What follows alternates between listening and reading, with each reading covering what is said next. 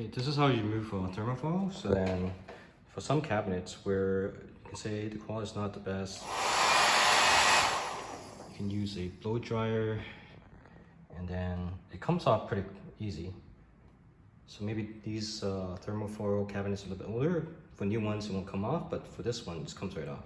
So let's take a look. Turn it on.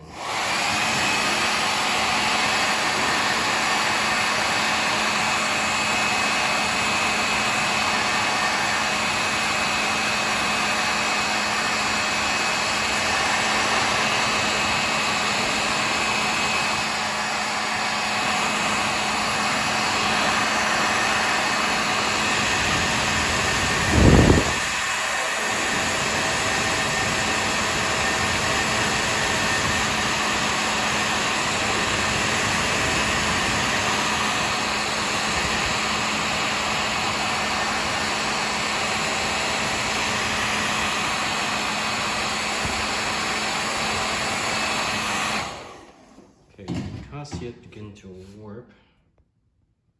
So when you use you tug on it, right, it comes right off.